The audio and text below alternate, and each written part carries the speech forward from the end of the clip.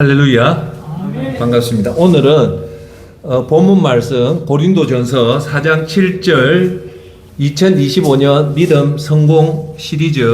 오늘 설교 제목은 믿음 생활 제대로 평가받기 위해 그리스도인은 주인공이 아니라 조연인 이유. 다시 한 번 더 얘기할게요.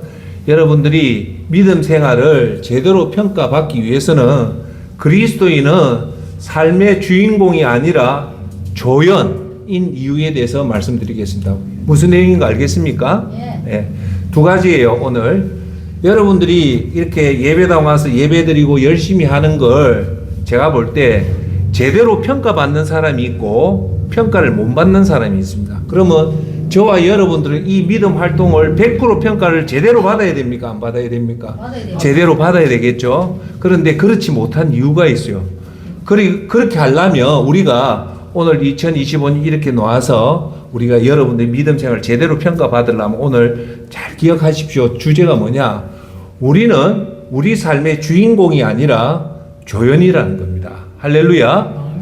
우리 대부분 사람은 인생의 영화의 우리가 영화로 치면 주인공이라고 생각하지만 성경에서는 우리가 주인공이 아니라 뭐라? 조연이라는 겁니다. 그러면 오늘 들어가기 전에 한번 물어봅시다. 우리는 우리 인생의 영화에서 주인공은 누굽니까? 맞습니다. 예수님입니다. 오늘 그걸 명심하면 결론은 이거예요. 우리 인생의 쉽게 영화에 내가 주인공이 아니라 조연이라고 하면 여러분의 믿음 생활을 제대로 평가받는다는 겁니다. 그런데 우리 현실은 어떻냐 하면 우리 영화 속에 우리는 조연인데 조연이 조연 역할을 안 하고 자꾸 주인공 역할을 하는 거예요. 그럼 그 영화가 제대로 된 영화가 될까요? 안 될까요? 안 되죠. 주인공이 그 빛이 나고 그 주인공을 빛나게 해주는 게 조연이잖아요. 근데 조연이 자기가 주인공 행세를 하니까 이 영화가 영화답지 않다는 거예요. 그럴 때 우리는 그 믿음이 제대로 평가 못 받는다는 거예요. 다시 한 번 더 강조하면 우리는 조연으로서 예수님 주인공을 빛내게 하면 우리의 믿음은 제대로 평가받는다는 겁니다. 할렐루야. 그걸 다른 말로 얘기하면 오늘 핵심 키워드는 두 가지예요. 우리가 조연이라는 사실을 알고 조연답게 살려고 하면 두 가지를 오늘 꼭 기억하세요. 오늘 설교의 주제는 이거예요. 첫째가 뭐냐면 겸손이에요. 둘째, 우리가 그렇게 겸손할 때 우리 몸에서 나타나는 모습이 뭐냐? 섬김입니다. 그래서 그리스도인의 가장 큰 우리의 정체, 여러분의 모습, 저의 모습은 겸손을 통해서 섬김이 나타나야 되는 거예요. 그런데 제가 오늘 여러분한테 드리는 얘기는 섬김이라는 우리 그리스도인의 최고의 그 목표가 섬김이거든요. 이 섬김을 하기 위해서 우리가 반드시 알아야 될 게 뭐냐? 겸손이에요. 겸손하지 않은 자는 절대 섬길 수가 없어요. 그래서 오늘 조연이라는 역할은 조연이라는 우리 인생의 조연이라는 역할은 뭐냐? 우리가 첫째 겸손하고 두 번째 겸손할 때 우리가 섬깁니다. 자, 그러면 먼저 얘기부터 할게요. 겸손하려면 어떻게 해야 되냐? 우리가 겸손하려면 우리가 창조주가 아니라 피조물이라는 사실을 아셔야 돼요. 피조물의 제일 특징이 뭡니까? 우리는 지음을 받았기 때문에 창조주의 손을 못 잡지 않고는 우리가 살아갈 수 없다는 거예요. 할렐루야. 그걸 다른 말로 하면 예수님 말에 심령이 가난한 자예요. 그러니까 우리가 이 땅에 살면서 평생 살면서 우리가 해야 될 건 우리는 아주 미약한 피조물이기 때문에 하나님 부르는 그날까지 누구 손을 꼭 잡아야 되냐면 예수님 손을 꼭 잡는데 그것이 우리 근본이 아무것도 아니라는 걸 아는 걸 두자로 하면 겸손해지고 그 겸손한 자만이 비로소 예수님이 원하는 섬김의 모습이 나오는 겁니다. 할렐루야. 그래서 오늘 그거에 대해서 말할게요. 오늘 고린도전서 4장 7절 본문 말씀입니다. 당신이 가진 것 가운데 받지 않은 것이 무엇입니까? 당신이 받은 것이라며 왜 그렇지 않은 것처럼 자랑하십니라고 말하는 게 오늘 고린도전서 4장 7절입니다. 이거는 아주 중요한 말이에요. 이 말씀은 저와 여러분이 꼭 기억을 해야 돼요.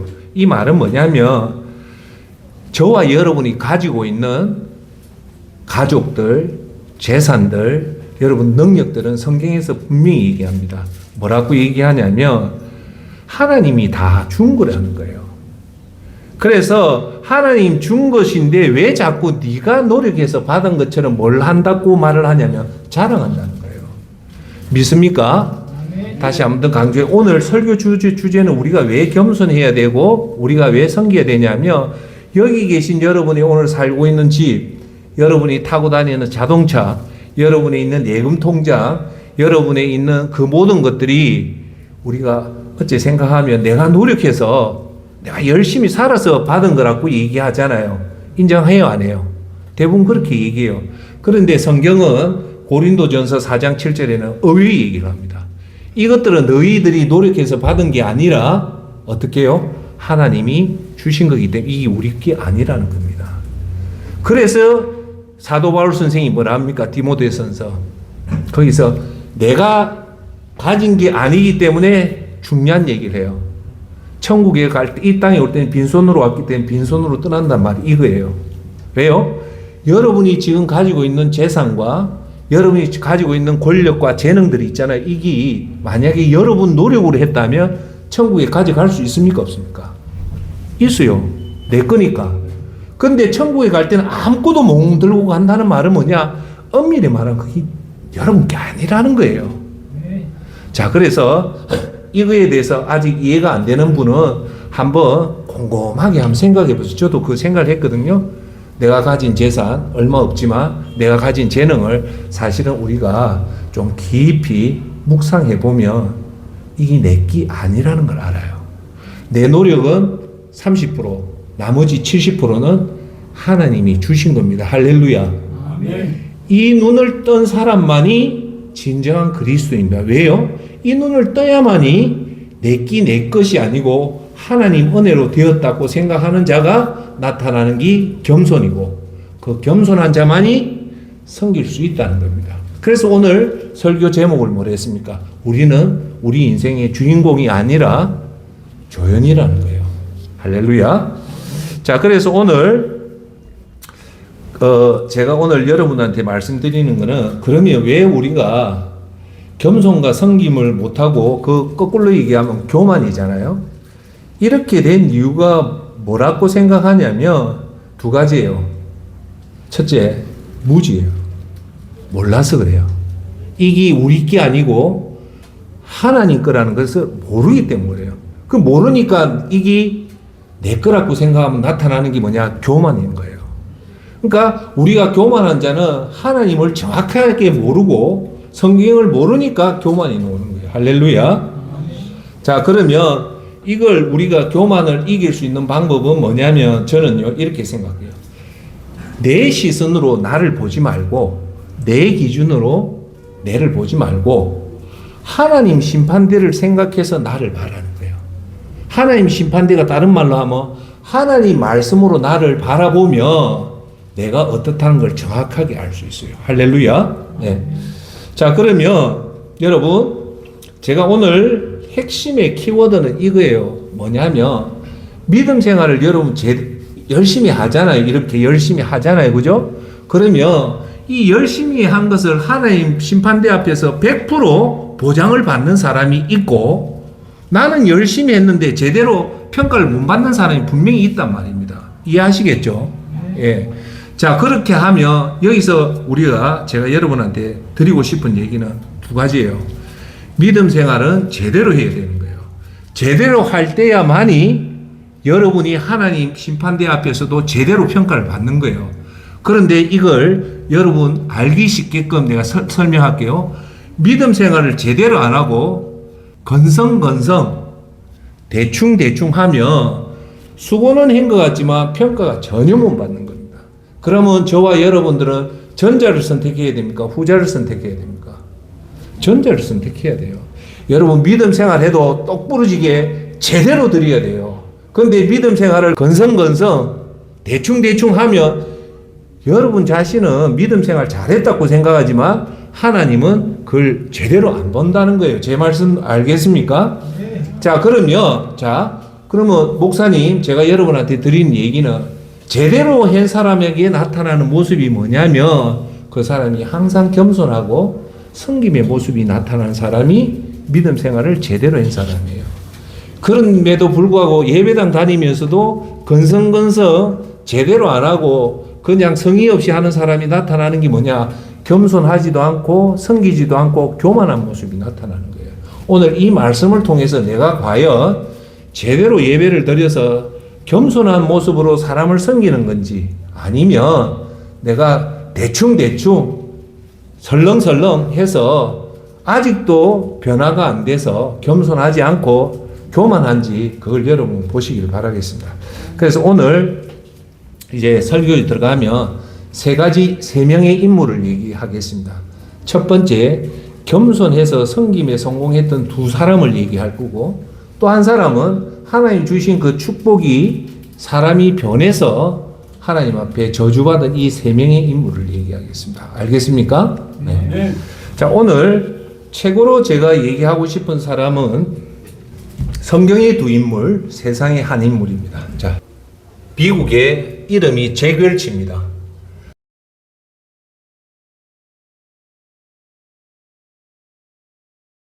잭 웰치인데 누구냐면 미국의 GE, 제너럴 일렉트릭의 대표 CEO입니다.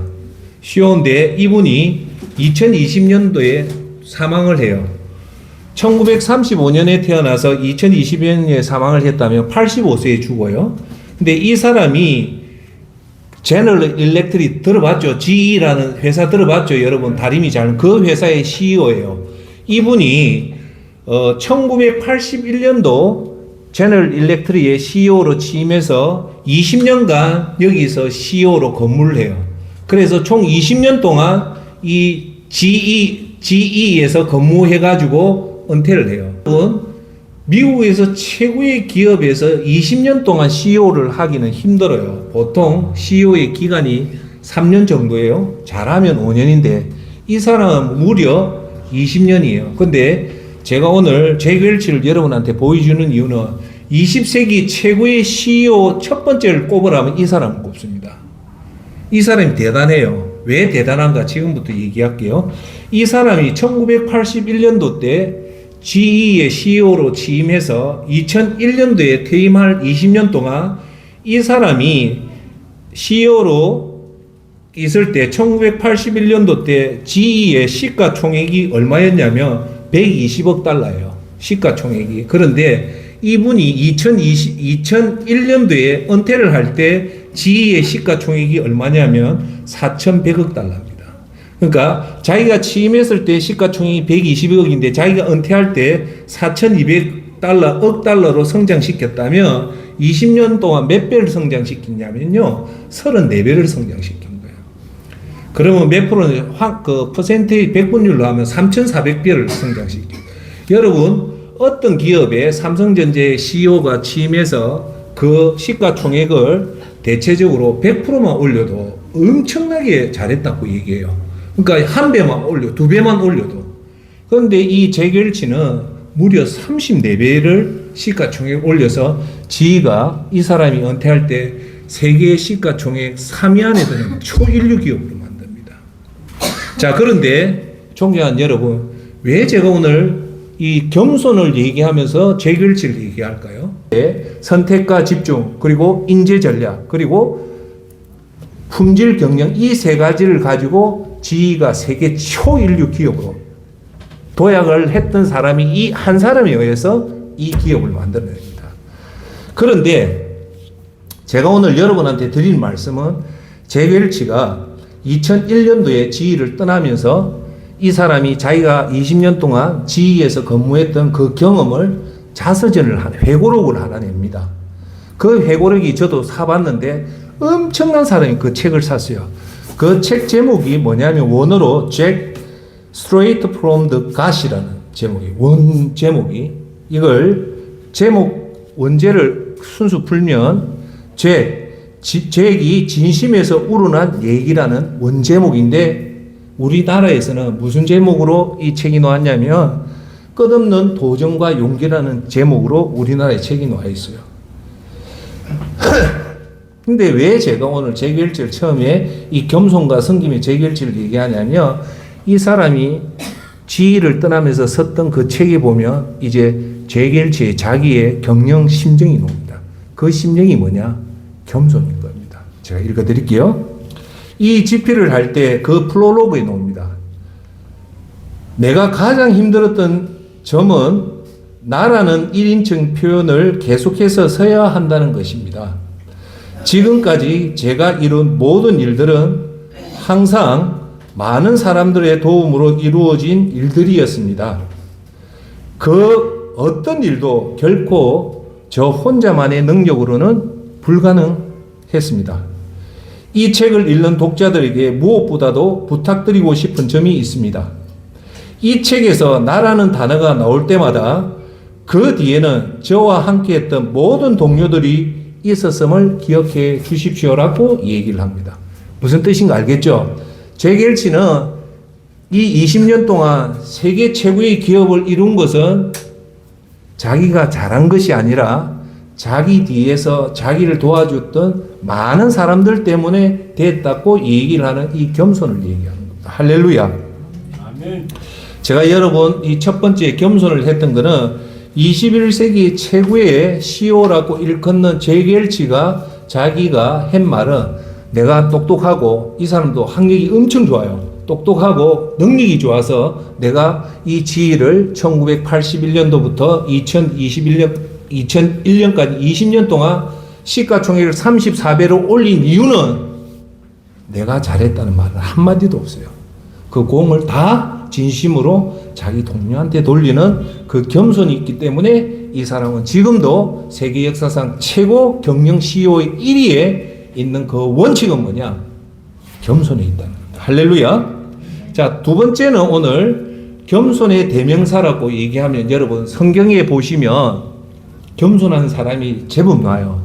그런데 제가 존경하는 여러분 앞에 한번 질문을 던져볼게요.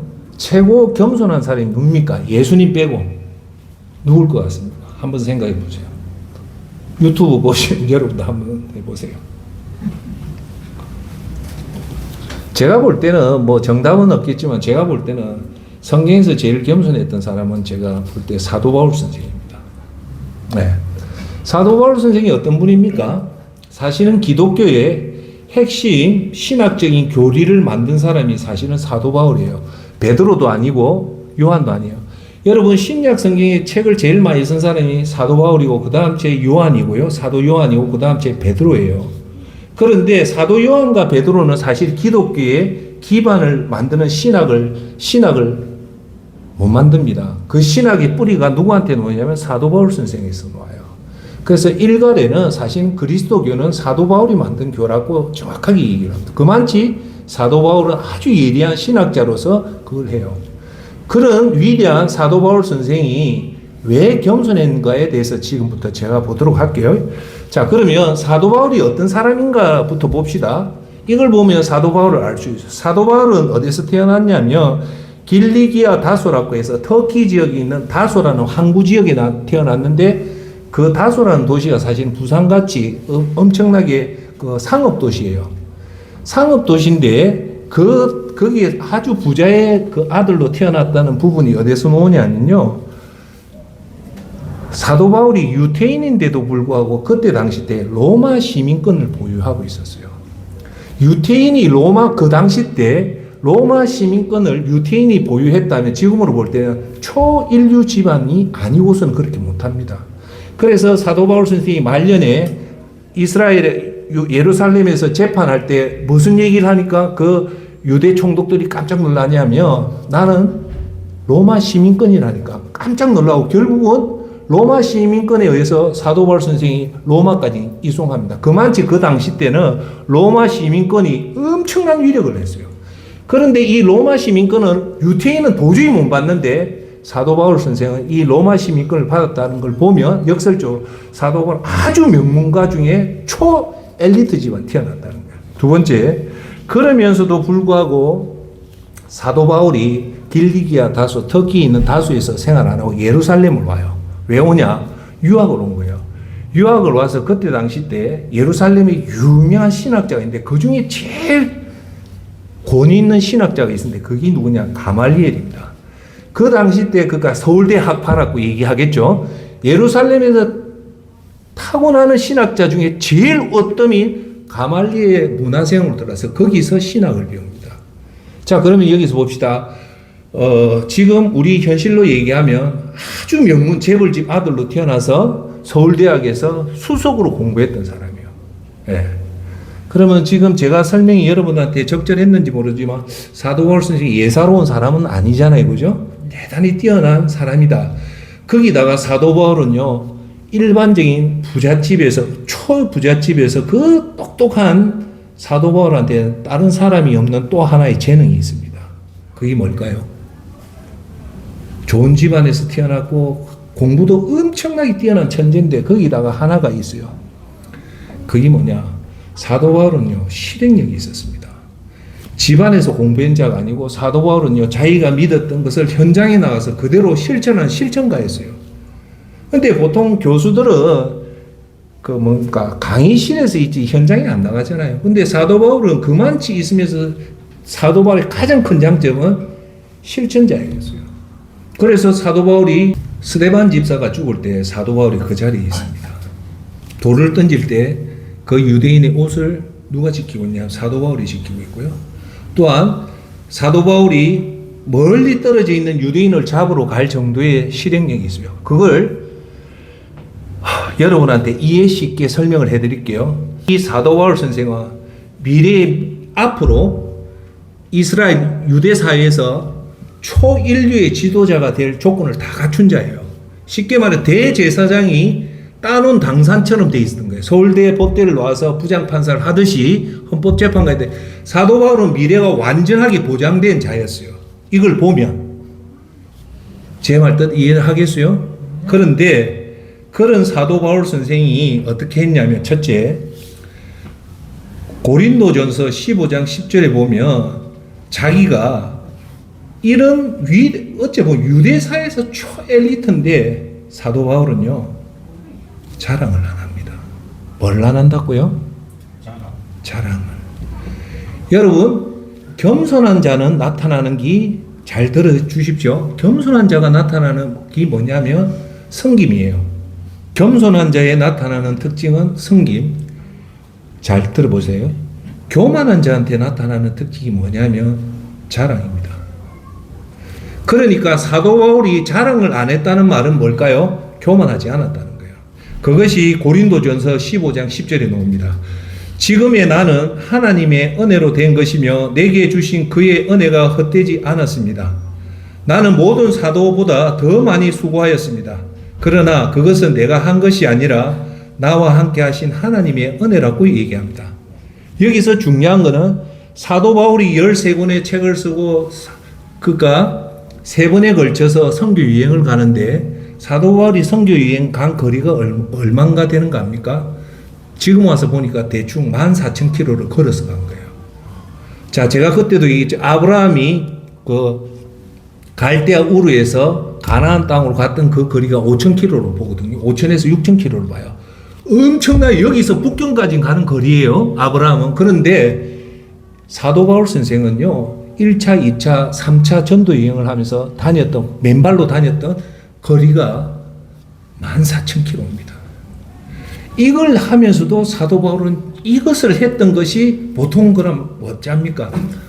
조금 웃기게 할게요. 어디 교회 가면 내가 14,000 하면 막 박수 치고 울고 난리 날 거 아닙니까? 근데 사도 바울 선생은 이것이 다 하나님 은혜로 됐다고 자기 자랑은 한마디도 안 합니다. 할렐루야. 자, 자신의 사역조차도 자신의 공로로 아니라 하나님의 은혜로 된 것이라고 고백합니다. 할렐루야. 자, 그러면 여기서 제가 여러분한테 중요한 말씀을 할게요. 어떤 영화가 있어요. 영화에는 주인공이 있고 무수한 조연이 있습니다. 인정하시죠? 예. 그런데 이 영화에 빛나게 하는 것은 사실 주인공이잖아요. 근데 주인공보다 이 주인공을 상대적으로 빛나게 하는 사람들이 누구냐면 연자들. 그래서 여러분, 영화가 재밌는 1,000만 관객을 돌파한 거는 주인공이 연기를 잘한 것도 있지만 조연들이 그 주인공을 반짝 빛나게 하는 감초 역할을 잘한 조연들이 있기 때문에 그 영화가 빛난다는 거예요. 할렐루야. 그런데 자, 우리는 우리 인생의 이 영화라는 속에 우리는 성경은 여러분과 제가 주인공이 아니에요. 우리는 뭐냐? 주인공은 우리 삶에 여기 계신 선생님, 여기 계신 사모님의 영화의 주인공은 예수님이고 제 인생의 주인공은 예수님이에요. 우리는 뭐다? 예수님을 빛나게 하는 조연이에요. 사도 바울이 그 역할을 잘한 거예요. 사도 바울은 모든 영광을 누구한테 돌리냐면 예수님 앞에 다 돌리고 자기는 조연이라고 분명히 얘기합니다. 자, 그런데 어떤 영화를 보니까 주인공보다도 조연이 주인공 역할을 하면 그 영화가 제대로 된 영화가 될까요? 안 될까요? 안 됩니다. 영화의 주인공은 주인공 역할을 해줘야 되고 조연은 조연의 역할 뒤로 물러서야 되는데 지금 현대 그리스도인은 어떻냐 하면 우리가 현대 그리스도인은 조연임에도 불구하고 전부 다 주인공 행세를 하는 거예요. 예수님이 그 영광을 받아야 되는데 예수님은 뒤로 제끼고 자기가 영광을 받으니까 이 지금 예배당이 엉망이 되는 거예요. 할렐루야. 오늘 우리는 다시 한 번 더 마음에 새깁시다. 우리 인생의 영화의 주인공은 예수님이고 우리는 그 예수님을 반짝이게 하는 조연이라는 것을 꼭 기억하십시오. 그럴 때 예수님은 조연의 역할한 우리를 사도 바울 선생이 예수님을 높여주었듯이 그럴 때 하나 예수님은 우리를 높여줍니다. 할렐루야. 아멘. 두 번째 사도 바울 선생은요, 디모데전서 1장 15절에 보면 자신을 가장 낮은 자로 여긴 거예요. 근데 실제로 사도 바울 선생은 우리가 볼 때 절대 낮은 자가 아니에요. 최인류 집안에서 태어났죠. 최고의 스승 앞에서 신학을 배웠죠. 거기다 현장에 나가서 열심히 했죠. 절대 낮은 자가 아니에요. 디모데전서 1장 15절 그리스도께서 죄인을 구원하시려고 세상에 오셨다는 것이다. 죄인 가운데 내가 가장 악한 사람이라고 고백을 해요. 사도 바울은 죄인 중에 자기가 최고의 괴수라고 스스로 고백을 하는 거예요. 그럼 존경하는 여러분 제가 한번 물어봅시다. 과연 사도 바울 선생이 괴수 중에 최고 악인 중에 최고 괴수입니까? 아니죠. 근데 자기 자신은 예수님 아까도 오늘 본문에 봤다시피 자기가 가진 것은 하나님 주신 거예요. 그러니까 자랑할 수 없다는 거예요. 그러니까 사도 바울은 길리기아 다소 부유한 집안에 그리고 최고의 학문과 최고의 실력을 가졌지만 그것은 자기 노력이 아니라 누구라고 선언합니까? 예수님이라는 거예요. 그러니까 자기는 가장 낮은 자, 죄수 중에 괴인이라는 겁니다. 자, 세 번째는 뭐냐면 그러면서 사도 바울 신앙의 가장 핵심은 뭐냐? 내가 이렇게 14,000km를 1차, 2차 선교 여행을 다니고 이렇게 엄청난 일을 한 이유가 뭐냐면 내가 심령이 가난한 자라고 고백하는 거예요. 더 쉽게 내가 피조물이라는 것을 고백을 하는 거예요. 더 쉽게 내가 약하다는 것을 고백하는 거예요. 고린도 후서 12장 9절 10절 내 은혜가 내게 족하다. 내 능력은 예수님이 사도 바울한테 하는 말이에요. 내 능력은 약한 데서 완전하게 된다. 그러므로 나는 더욱더 기쁘게 나의 약점들을 자랑하려고 합니다. 그것은 그리스도의 능력이 내게 머물게 하려는 것입니다. 사도 바울 선생이 그렇게 엄청난 신학적인 역할을 한 것은 자기가 약했기 때문에 이걸 다 했다는 거예요. 약했기 때문에 어떻게 됩니까? 우리는 피조물이고 심령이 가난하기 때문에 약한 자는 누구를 의지합니까? 예수님을 의지하죠. 예수님을 의지하니까 강하게 된다는 고백이 나오는 거예요. 할렐루야. 이렇게 위대한 일을 했던 이유는 뭐냐? 자기가 했다고 얘기합니까? 아니면 예수님이 했다는 겁니까? 예수님이 했다는 거죠. 왜? 내가 약했기 때문에 예수님을 의지했기 때문에 이 일이 다 됐다는 겁니다. 존경하는 선생님, 사모님 잘 들으십시오. 여러분들이 약할 때 우리는 예수님 손을 잡게 되고 그 예수님이 여러분을 대신해서 여러분의 삶의 문제와 여러분의 믿음의 문제를 풀어주는 겁니다. 할렐루야. 그렇기 때문에 우리가 한 모든 것은 내가 한 것이 아니라 내가 약해서 예수님 손을 잡았기 때문에 예수님이 우리를 대신해서 하신 겁니다. 자, 세 번째 인물은 누구냐? 자, 재길치도 겸손했고 사도 바울 선생은 이렇게 약함을 통해서 자기가 모든 걸 해도 하나님 앞에 예수님 앞에 영광을 돌렸습니다. 자, 두 사람은 성공 사례고 이제 말하는 사람은 실패한 사람입니다. 성경에서 열어놓습니다. 하나님 은혜를 받았는데 제가 질문부터 할게요. 존경하는 여러분, 사람은요 한결같아야 돼요. 한결같다는 말은 처음과 끝이 한결같죠. 근데 여러분 살아보니까 그렇죠. 사람이 한결같습니까? 잘 안 그렇죠. 특히나 사람이 어렵게 살다가 성공하면 우리 주위에서 뭐라냐면 한 1년 지나면 그 사람 변했다 하죠.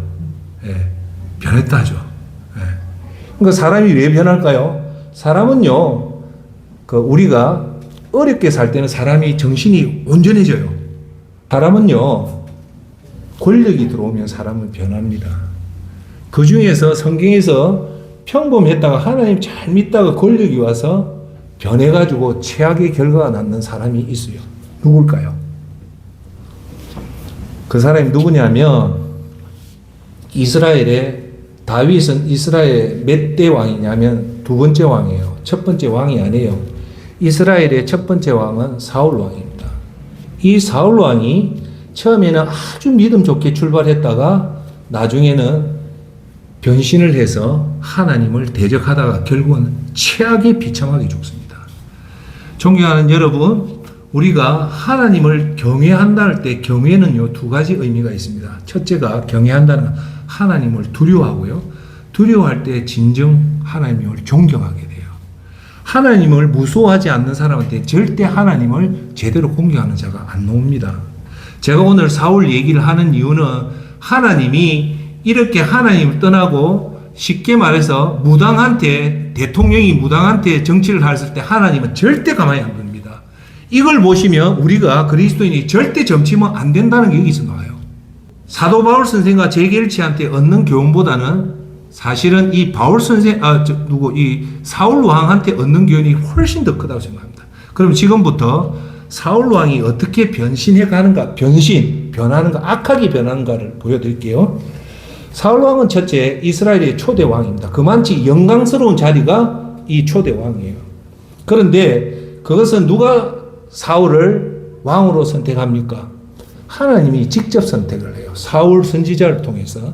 그런데 처음에 사울은요 아주 겸손했어요. 그 겸손했던 말이 두 가지가 나오는데 첫째 뭐가 나오냐면 자기가 하나님이 사무엘 선지자 너 이제 왕이 이스라엘 왕이 된다니까 두 가지 겸손한 게 나와요. 사울의 순수한 마음. 첫째, 나는 왕이 될 수 없습니다. 왜? 우리 지파가 12지파 중에 베냐민 지파거든요. 베냐민 지파가 누구냐면 야곱이 12아들 난데 맨 마지막에 난 아가 베냐민이에요. 근데 이 베냐민이 숫자가 이스라엘 12지파 중에 제일 작아요. 그만치 이래 작은 데서 어떻게 제가 왕이 될 수 있습니까? 적어도 유다 가문에서 이스라엘 초대 왕이 나야죠. 어떻게 이 베냐민이라고, 베냐민은 어떠냐면 나중에 사사기에 보면 엄청난 사건의 주인공 이 베냐민 몰살까지 당할 뻔해요. 왜? 그건 다음에 얘기하고. 그렇게 겸손해요. 우리 첫 번째 우리 집안은 절대 이스라엘 12지파 중에 왕될 집안 아니라고 그렇게 겸손하게 얘기해요. 두 번째는요, 사무엘이 기름을 부으러 갈 때 사울이 그걸 감당 못해 도망갑니다. 왜요? 그만치 겸손했어요, 사울이. 그런데 사울이 참 잘생기고 키도 크고 이렇게 좋게 출발을 한 거예요. 거기다 하나님이 기름 부음을 주다는데 그러다가 차츰차츰 사울이 왕이 되니까 권력을 자기가 다 지잖아요. 목당으로 살다가 왕이 되니까 이제 환경이 바뀌고 사람들이 자기한테 신처럼 대하고 하는 전쟁마다 이기니까 사울이 그때부터 싹 바뀌어요. 어떻게 해요? 내가 신이 된 걸로. 제가 여러분한테 설명 한번 했죠. 하나님은 절대 인간을 뭘로 안 만든다? 신으로 안 만든다 했죠. 사울은 자기가 이제 사람이 자꾸 성성장구하니까 내가 어떻게 됐다? 신이 됐다는 말은 교만해진 거예요. 그럴 때 사울이요, 성경에 두 가지 큰 죄를 범합니다. 그 첫 번째 죄가 뭐냐? 사무엘 13장에 나오는데 하나님의 명령을 어겨서 그때 당시 때 제사는 사무엘 선지자가 제사를 짓게 됐어요. 선지자가 제사를 짓지 왕은 제사를 못 지어요. 이해하세요? 그런데 이제 전쟁을 앞에 두고 사울이 제사를 지으려고 사무엘을 기다렸는데 사무엘이 제 시간이 안 온 거예요. 안 왔는데 전쟁은 곧 해야 되고 사무엘 선지자가 제사를 드려야 되는데 사무엘은 늦게 오고 곧 전쟁을 해야 되는데 어떻게 해야 됩니까? 믿음 좋은 사람은 여러분 속에 한번 들어가 보세요. 믿음 좋은 사람은 끝까지 하나님 말씀 붙잡고 있어요. 근데 사울은 그렇게 안 했어요. 어떻게 했냐? 전쟁이 더 우선이라 생각하고 제사를 자기가 지어요. 자, 여러분들 전쟁은 곧 인데 앞에 전쟁 있는데 제사를 지내야 되는데 제사 지내는 제사장이 늦게 온다. 그럼 여러분 1번 끝까지 기다린다. 2번 후닥닥 내가 하고 전쟁이 더 중요한 간다. 2번을 선택인 거예요. 그때 사무엘상 13장 13절 14절에 이렇게 얘기합니다. 내가 어리석은 짓을 하였다. 사무엘 선지자가 사울한테 이래. 내가 어리석은 짓을 하였다. 주 내 하나님께서 내게 주신 명령을 지키지 않았다. 제사는 제사장이 지어야 되는데 왕이 사울이 지은 거예요. 주께서 내 나라가 영원히 계속되게 하시려 하셨지만 이제는 그렇게 하지 못할 것이다라고 얘기해요. 촛대를 옮기겠다는 얘기예요. 첫 번째 뭐라고요? 사울이 제사를 제사장이 안 지내고 지가 직접 드린 거예요. 다시 한번 더 물어볼게요. 제사는 누가 짓습니까? 왕이 짓는 게 아니고 어떤 경우든 제사장이 지으라고 하나님 명령했기 때문에 우리는 어떤 경우든 제사는 제사장이 지어야 됩니다. 그걸 어겼어요. 두 번째는 뭐냐면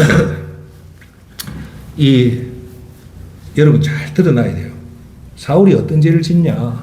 하나님이 아말렉과 전투를 할 때 하나님이 이 아말렉 전투에서 사울을 자른 게 아니고 하나님이 전투에 기입해서 승리를 하게 하여 그러면서 하나님이 직접 사울한테 명령을 내려요.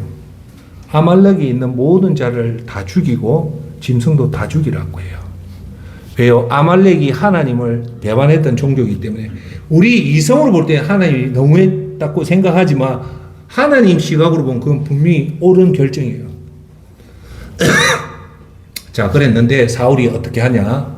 아말렉과 이겨서 그 아말렉을 다 죽이려는데 왕하고 제일 양들 중에 제일 값진 송아지하고 염소만 살려도 다 죽여요.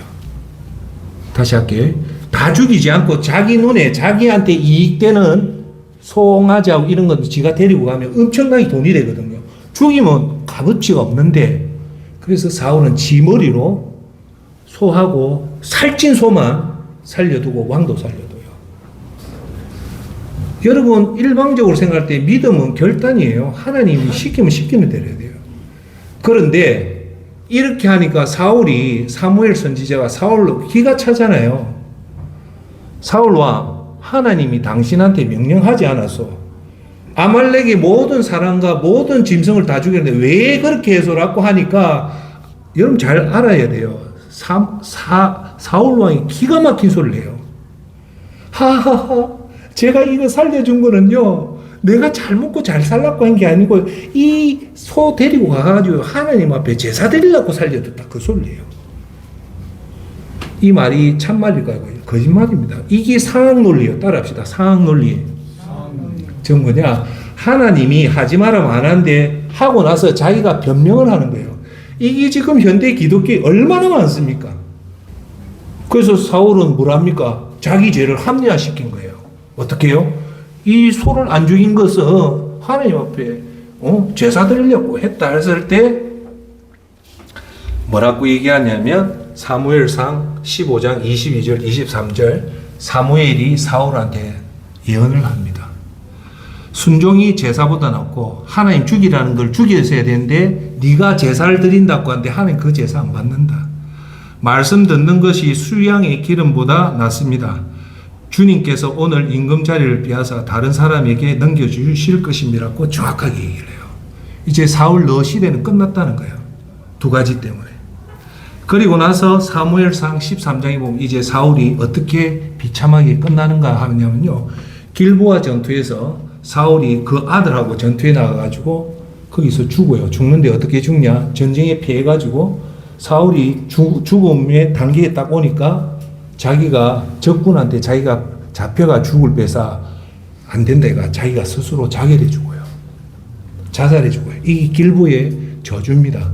근데 대부분 얘기는 여기서 끝나는 게 아니고 그 다음에 더 무서운 얘기가 나와요. 그게 뭐냐? 사무엘상 마지막이 31장인데 31장 8절 10절에 이런 말이 나옵니다. 어떤 말이 나오냐? 결론부터 얘기할게요. 사울이 그렇게 해서 죽고 나서 어떤 비참한 게 당하냐? 블레셋 그 사람이요, 사울 시체하고 그 아들 시체를 데려와가지고 목을 다 잘라버립니다. 목을 다 자르고요, 바알 신당에 사울 옷을 걸어놓고 성벽에, 그 성벽이 어디냐면 벳산이라는 성벽에 목 잘린 사울의 시체를 걸어놓습니다. 여러분, 오늘 여기서 우리가 조금 하나 알아야 될 거는 100%는 아니지만 믿음 생활할 때 그 끝을 보면 그 사람이 믿음 생활을 잘했는가 잘못했는가 알아요.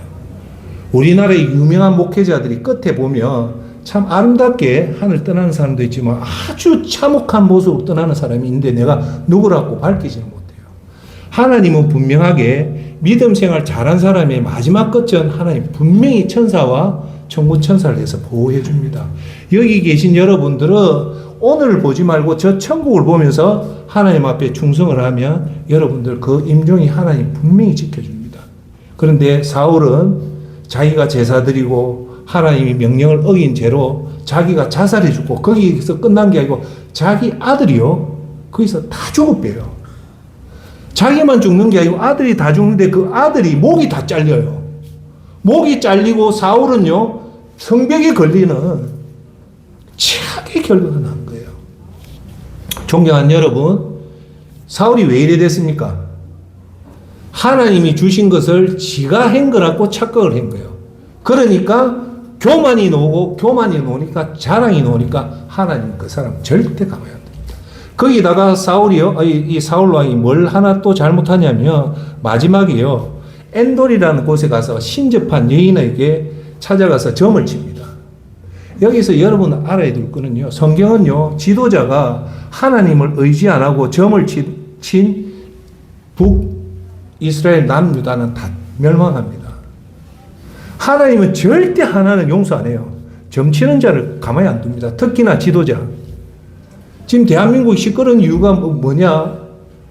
이 사람이 점을 치는 거예요. 그런데 하나님 가만히 두겠어요. 저는 그 소식을 이 사람 딱 갈 때부터 딱 가는데 영감이 오더라고요. 하나님 절대 가만히 안 둔다.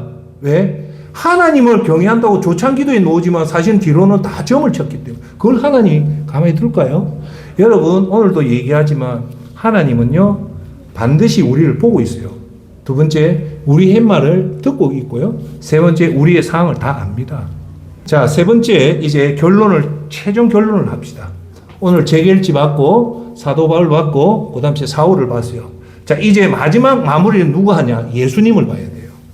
예수님은 우리한테 뭐라고 얘기하냐? 우리의 가장 핵심 키워드는 예수님이잖아요. 모든 것이 예수님을 끝을 맺어야죠. 자, 예수님은 볼 때 우리가 유일하게 마태, 마가, 누가, 요한에서 예수님 요한복음에만 나오는 하나의 사건이 있어요. 그게 뭐냐? 예수님이 제가 얘기했죠. 겟세마네에 올라가서 기도하고 이제 그날 죽기 전에 예수님이 12제자하고 최후 만찬을 해요. 맞죠? 만찬을 하고 나서 예수님이 바로 겟세마네 동산을 안 가요. 그 다음에 겟세마네 동산과 예수님의 최후의 만찬 사이에 무슨 사건인데 그걸 기록한 것이 딱 요한복음밖에 없어요. 그게 어디에서 나오냐? 요한복음 13장에 나와요. 그게 뭐냐? 그게 유명한 예수님이 12제자의 발을 씻는 세족식을 해요. 자, 그러면 여기서 세족식에 대해서 발을 씻는 거에서 얘기할게요. 우리 곡동지방은요, 사람들이 맨땅에 샌들을 신고 다니기 때문에 이분들이 제일 더럽게 여기는 게 뭐냐? 발입니다. 발을 제일 더럽게 여겨요. 그래서 그 누구도 발은 신성시 안 해요. 그런데 이 더러운 발을요, 씻는 방법 딱 두 가지밖에 없어요. 자기가 씻든지 아니면 자기가 엄청나게 잘 살면 하인들이 씻어주는 거예요. 그 누구도 내가 다른 사람이 발을 안 씻습니다. 씻는다는 것은 최악의 신분이라는 거예요. 그래서 그 당시 때에는 어느 누구도 진짜 노예 중에 상노예 말고는 사람 발을 못 씻게 돼 있어요. 이해되시죠? 그런데 그 발을 누가 씻냐면 예수님이 씻는 거예요. 그 당시로 가면 이거는 뭐 어째 보면 기절초풍할 사건이 일어난 거예요. 그러니까 베드로가 막 이래 떨잖아요. 경기 치듯이 떠는 거예요. 왜? 이거는 종중의 상노예가 씻는 건데 자기 예수님이 이걸 씻는다니까 놀란 거잖아요. 그래서 예수님은 12제자 중에 대표 베드로 발만 씻습니까? 아니죠. 12제자 발을 다 씻겨요. 씻고 나서 예수님이 직접 얘기를 합니다. 요한복음 13장 13절로부터 15절 그대로 읽어드릴게요. 너희가 나를 선생님 또는 주라고 부르는데 그것은 옳은 말이다. 내가 바로 그런 사람이다.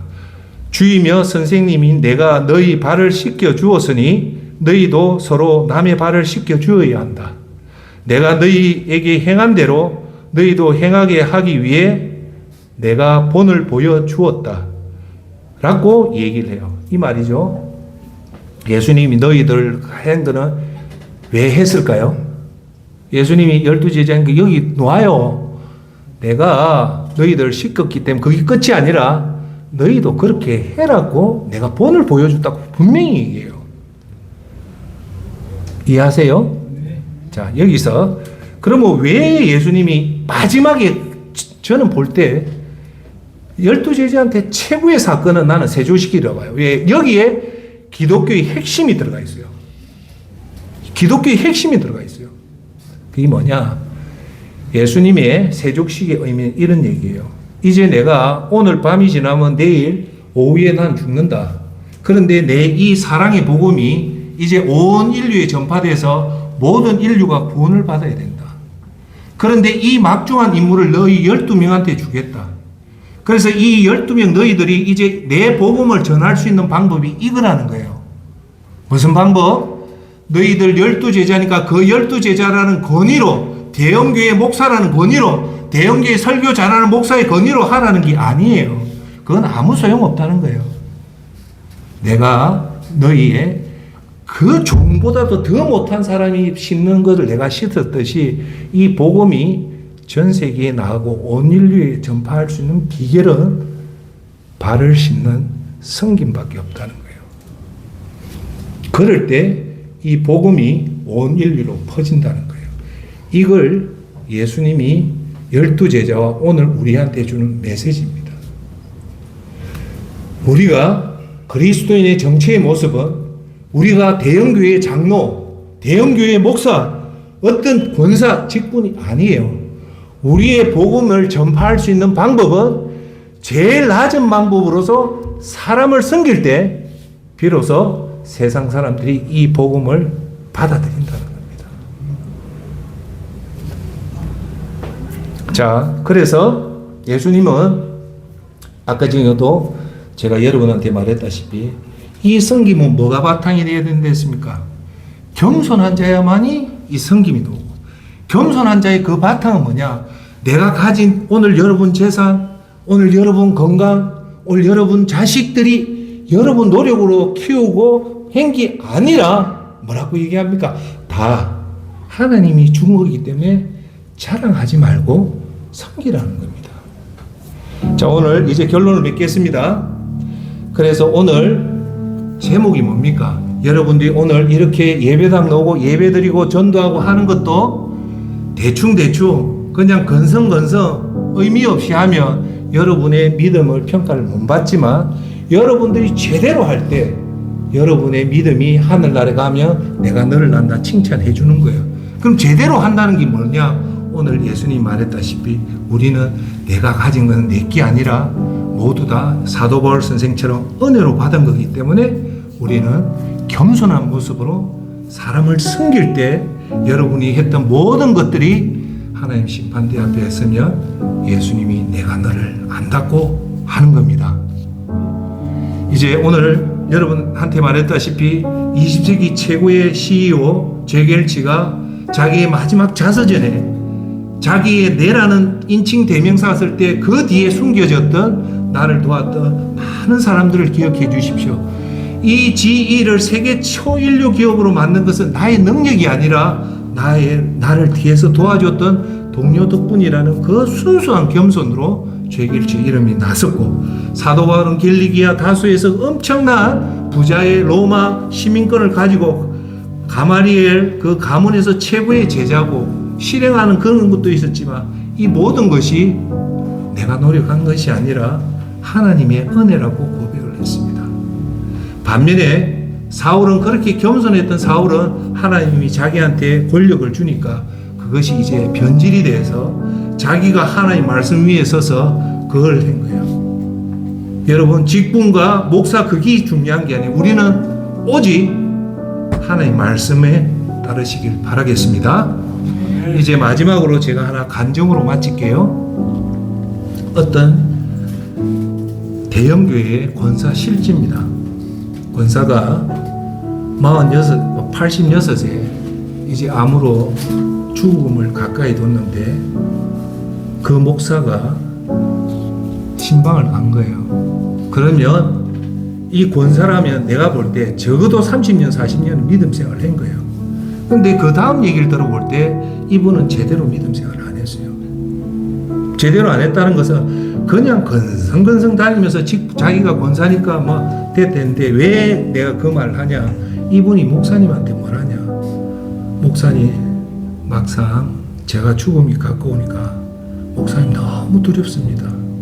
너무 무섭습니다. 라고 얘기를 하더래요. 이 얘기를 내가 딱 들었을 때, 여러분, 자기가 진짜 믿음 생활을 했는지 안 했는지는 두 분만 압니다. 첫째, 본인이 알고, 두 번째, 하나님이 압니다.